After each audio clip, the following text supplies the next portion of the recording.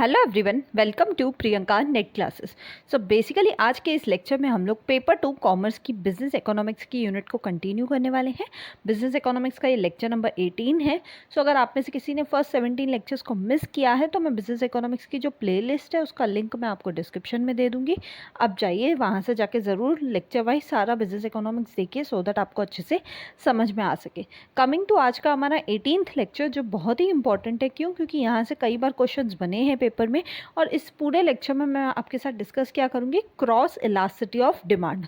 हमने इससे पहले वाले लेक्चर्स में सीखा था इलास्टिसिटी ऑफ डिमांड क्या होता है, देन हमने इनकम इलास्टिसिटी को डिस्कस किया। आज हम क्रॉस इलास्टिसिटी को डिस्कस कर रहे हैं, तो हम देखेंगे कैसे ये है, क्या इसका मीनिंग है एंड क्या रेलेवेंस है। ठीक है, सो वीडियो को एंड तक ज़रूर देखिएगा। चलिए स्टार्ट करते हैं। But before going on that मैं बता दूं, मेरा नाम प्रियंका नाथानी है। मैंने अपना नेट एंड JRF क्वालिफाई किया हुआ है कॉमर्स सब्जेक्ट से अपने पहले ही अटेम्प्ट में 99.55 परसेंटाइल के साथ। साथ ही साथ मैंने अपना नेट इन मैनेजमेंट भी क्वालिफाई किया हुआ है अपने पहले ही अटेम्प्ट में। साथ ही साथ मैंने महाराष्ट्र सेट को भी क्वालिफाई किया हुआ है कॉमर्स सब्जेक्ट से अपने पहले ही अटेम्प्ट में। So this was my brief background. And coming to जो स्टूडेंट्स मेरे साथ टेलीग्राम पे नहीं जुड़े हुए हैं उनके लिए मैं बता दूं कि टेलीग्राम चैनल का जो लिंक है वो डिस्क्रिप्शन में दिया हुआ है। आप जाइए, वहाँ से जाके टेलीग्राम चैनल को ज़रूर ज्वाइन कीजिए सो दैट पेपर से रिलेटेड या इवन लेक्चर से रिलेटेड कोई भी नोटिफिकेशंस, कोई भी अपडेट्स आती हैं तो बहुत सारी की सारी मैं टेलीग्राम चैनल पे डालती हूँ, तो आप वहाँ से जाके उसका भी बेनिफिट ले सकते हैं। कमिंग टू जो स्टूडेंट्स पेपर 1 की तैयारी कर रहे हैं उनके लिए मैं बता दूं, teaching aptitude, logical reasoning, people development and environment और इंडियन लॉजिक, ये चारों ही यूनिट्स मेरे यूट्यूब चैनल पे अवेलेबल भी हैं और कवर्ड भी हैं। तो आप जाइए, इन चारों की ही प्लेलिस्ट का लिंक मैं आपको डिस्क्रिप्शन में दे दूँगी, वहाँ से जाके इसको ज़रूर चेकआउट कीजिए। एंड जो students paper 2 commerce and management के हैं उनके लिए मैं बता दूँ, business economics, accounting, income tax, ये सारे ही मेरे यूट्यूब चैनल पर अवेलेबल हैं और इनकी भी प्लेलिस्ट का जो लिंक है वो डिस्क्रिप्शन में मैंने दे दिया है, आप जाके ज़रूर कवर अप कर सकते हैं। चलिए स्टार्ट करते हैं हमारा आज का लेक्चर जो है क्रॉस इलास्टिसिटी ऑफ डिमांड। पहले तो हमें समझना पड़ेगा क्रॉस इलास्टिसिटी अप्लाई किसके ऊपर होता है।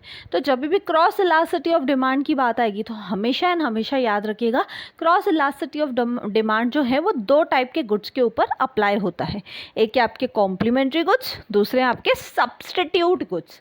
अब आप पूछेंगे कॉम्प्लीमेंट्री गुड्स क्या होते हैं, सब्सटीट्यूट गुड्स क्या होते हैं, तो इससे पहले वाले लेक्चर्स में मैंने बिजनेस इकोनॉमिक्स में ये चीज़ डिस्कस की हुई है, बट फिर भी मैं शॉर्ट में एग्जाम्पल के थ्रू आपको फिर से बता देती हूँ। कॉम्प्लीमेंट्री गुड्स वो गुड्स होते हैं जो साथ में डिमांड किए जाते हैं ताकि आप अपनी एक पर्टिकुलर नीड को या एक पर्टिकुलर वांट को पूरा कर सकें।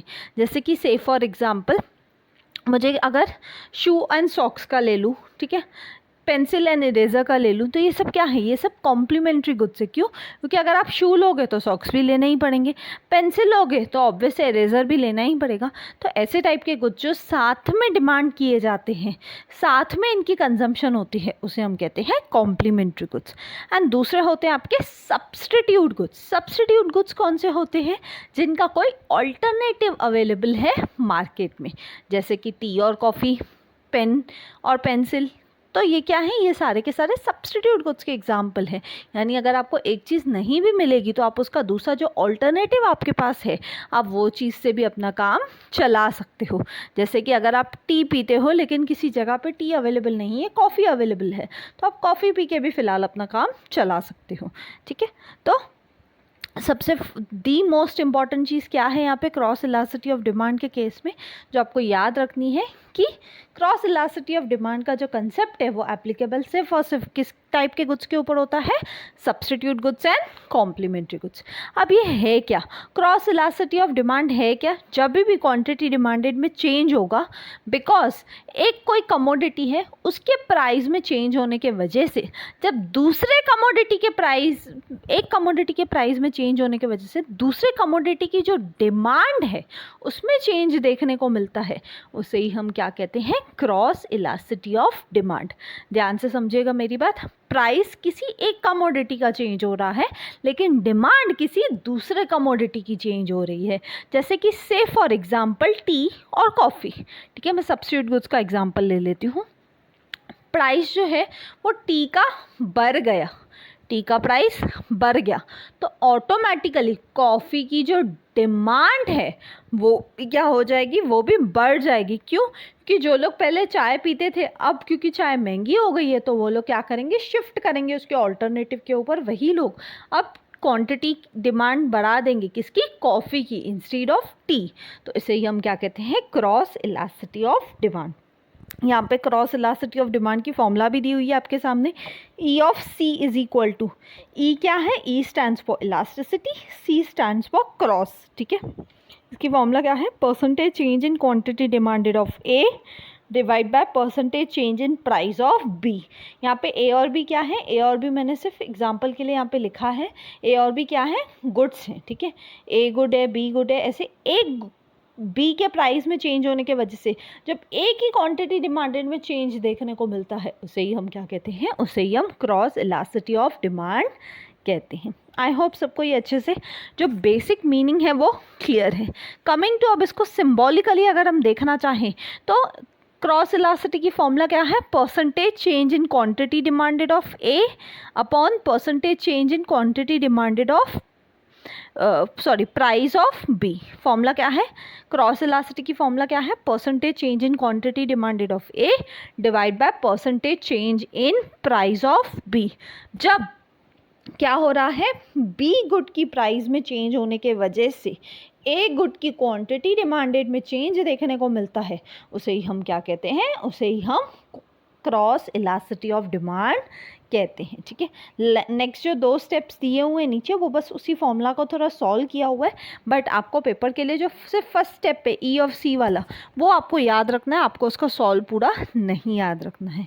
ठीक है, आई होप सबको ये सिम्बॉलिकली कैसे एक्सप्रेस करते हैं वो भी अच्छे से क्लियर है। Coming to last and final चीज़ जहाँ से सबसे ज़्यादा क्वेश्चन आपके बिजनेस इकोनॉमिक्स में पूछे जाते हैं वो है टाइप्स ऑफ क्रॉस इलास्टिसिटी। अब तीन टाइप की क्रॉस इलास्टिसिटी होती है, एक पॉजिटिव, एक नेगेटिव और एक ज़ीरो। तो आपको याद रखना पड़ेगा, आपको समझ के जाना पड़ेगा, याद रखने से ज़्यादा ज़रूरी होता है समझ लो चीज़ों को, बिकॉज ये ऐसे टॉपिक्स हैं ना बिजनेस इकोनॉमिक्स के जो हमेशा आपको कन्फ्यूज़ करते रहेंगे। तो इंस्टीड आप उनको रट के जाओ, मैं सजेस्ट करूँगी आप उनको समझ के जाओ और एग्जाम्पल के थ्रू आप उसका आंसर निकालना पेपर में, सो दैट आपसे मिस्टेक कभी भी ना हो। अदरवाइज नॉर्मली क्या होता है, जब भी क्रॉस इलास्टिसिटी के टाइप से या इनकम इलास्टिसिटी के टाइप से या प्राइस इलास्टिसिटी के टाइप से क्वेश्चन पूछते हैं ना तो बच्चे कंफ्यूज हो जाते हैं किस में क्या आंसर था, किस में क्या था। इसलिए रटने से अच्छा है समझिए, एग्जाम्पल याद रखिए, सो दैट आप एग्जाम्पल को पेपर में अप्लाई करेंगे तो आपको तीनों भी चीज़ों का आंसर ईजिली मिल जाएगा। ठीक है, चलिए स्टार्ट करते हैं। सबसे पहला टाइप ऑफ क्रॉस इलास्टिसिटी जो है positive cross elasticity. Positive cross elasticity क्या होगा, जब एक कमोडिटी के प्राइस इंक्रीज होने के वजह से दूसरे कमोडिटी की डिमांड इंक्रीज हो जाती है उसे हम क्या कहेंगे, उसे हम पॉजिटिव क्रॉस इलास्टिसिटी कहेंगे। ध्यान से देखिए, प्राइस भी बढ़ रहा है तो दूसरे कमोडिटी की डिमांड भी बढ़ रही है, यानी दोनों भी इंक्रीज हो रहा है, प्राइस भी इंक्रीज हो रहा है और डिमांड भी इंक्रीज हो रही है। जब भी, आप हमेशा याद रखिएगा, जब भी दोनों चीज़ें इंक्रीज होंगी या दोनों भी चीज़ें डिक्रीज होंगी तो उसे हम हमेशा क्या कहते हैं, उसे हम पॉजिटिव कहते हैं। ठीक है, और पॉजिटिव क्रॉस इलास्टिसिटी किस में देखा जाता है, नॉर्मली ये सब्स्टिट्यूट गुड्स के केस में देखा जाता है। सब्स्टिट्यूट गुड्स यानी जैसे टी और कॉफ़ी। ठीक है, तो अगर प्राइस किसकी बढ़ गई, टी की बढ़ गई तो लोग ऑटोमेटिकली क्या कर देंगे, कॉफ़ी की डिमांड बढ़ा देंगे। क्यों? क्योंकि अब टी महंगा हो गया तो लोग क्या करेंगे, शिफ्ट कर जाएंगे किसके ऊपर, कॉफ़ी के ऊपर, तो ऑटोमेटिकली कॉफ़ी की डिमांड बढ़ जाएगी। ठीक है, आई होप सबको फर्स्ट टाइप क्लियर है। पॉजिटिव क्रॉस इलास्टिसिटी किसके ऊपर अप्लाई होता है, सब्स्टिट्यूट गुड्स पे। Coming to second type of cross elasticity जो है negative cross elasticity. Negative cross elasticity क्या होगा, जब एक कमोडिटी के प्राइस बढ़ने के वजह से दूसरे कमोडिटी की डिमांड डिक्रीज हो जाती है उसे हम कहते हैं नेगेटिव क्रॉस इलास्टिसिटी। जब भी नेगेटिव आता है ना तो हमेशा याद रखिएगा, एक चीज़ बढ़ेगी एक चीज़ घटेगी, यानी दोनों चीज़ें ऑपोजिट होगी, एक चीज़ इंक्रीज होगी दूसरी चीज़ डिक्रीज होगी। ठीक है, जब भी दोनों सेम डायरेक्शन में होता है तो पॉजिटिव, जब भी दोनों ऑपोजिट डायरेक्शन में जाएगा, एक बढ़ेगा एक कम होगा, तो उसे हम कहते हैं नेगेटिव। अब यहाँ पे क्या होगा, ये जो नेगेटिव क्रॉस इलास्टिसिटी है ये किसके ऊपर अप्लाई होता है, ये कॉम्प्लीमेंट्री गुड्स के केस में अप्लाई होता है। कैसे? कॉम्प्लीमेंट्री गुड्स यानी जैसे मैंने बोला शू और सॉक्स, कार एंड पेट्रोल, तो ये क्या है? ये कॉम्प्लीमेंट्री गुड्स है। सपोज जो पेट्रोल का प्राइस है वो बढ़ गया तो ऑटोमेटिकली लोग क्या करेंगे? कार की डिमांड को कम कर देंगे। क्यों? क्योंकि लोग कार खरीदने से पहले सोचेंगे पेट्रोल का प्राइस बढ़ा हुआ है, इंक्रीज़ हो रहा है, तो कार लेके फ़ायदा क्या होगा अगर वो लोग ज़्यादा प्राइस पे करेंगे तो। इसलिए लोग ऑटोमेटिकली क्या कर देते हैं? पेट्रोल के प्राइस के बढ़ने की वजह से ऑटोमेटिकली लोग क्या करेंगे? कार की डिमांड को डिक्रीज कर देंगे। ठीक है, आई होप सबको सेकेंड टाइप क्लियर है। नेगेटिव क्रॉस इलास्टिसिटी जो किसके ऊपर अप्लाई होता है? कॉम्प्लीमेंट्री गुड्स के ऊपर।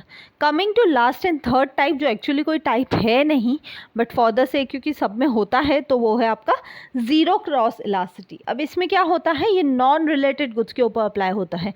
नॉन रिलेटेड गुड्स यानी जो आपस में कोई लेना देना ही नहीं रखते, ना वो सब्स्टिट्यूट गुड्स है ना वो कॉम्प्लीमेंट्री गुड्स है, कोई भी गुड्स दो ले लो, तो उन दोनों का कुछ इफेक्ट होगा क्या एक दूसरे के ऊपर? नहीं होगा। तो यहाँ पे अगर एक चीज़ की प्राइस इंक्रीज भी होती है तो दूसरी चीज़ की डिमांड कांस्टेंट रहेगी। क्यों? क्योंकि वो आपस में रिलेटेड है ही नहीं। जब कोई चीज़ रिलेटेड ही नहीं है तो उसके प्राइस और डिमांड पे एक दूसरे का कभी भी फ़र्क नहीं पड़ता है। ठीक है, थर्ड टाइप इतना इंपॉर्टेंट नहीं है, ये जस्ट फॉर द सेक आपके बुक्स में दिया हुआ रहता है, आपके कंटेंट में है, इसलिए मैंने करा दिया। बट जो आपसे पेपर में पूछा जाता है वो क्या पूछा जाता है? पॉजिटिव क्रॉस इलास्टिसिटी और नेगेटिव क्रॉस इलास्टिसिटी। ठीक है, आई होप सबको ये चार्ट क्लियर है। इसका आप चाहे स्क्रीनशॉट ले सकते हैं सो दैट आप अच्छे से इसको रेफर करके जा सकें। सो थैंक यू, मिलते हैं नेक्स्ट वीडियो में। अगर आपको वीडियो अच्छा लगा तो प्लीज़ लाइक कीजिए, कमेंट करके मुझे ज़रूर बताइए, ज़्यादा से ज़्यादा लोगों तक शेयर कीजिए, बिकॉज ज्ञान बांटने से ही बढ़ता है। एंड सब्सक्राइब कीजिए अगर आप न्यू है तो। मिलते हैं नेक्स्ट वीडियो में। Till then bye bye, take care.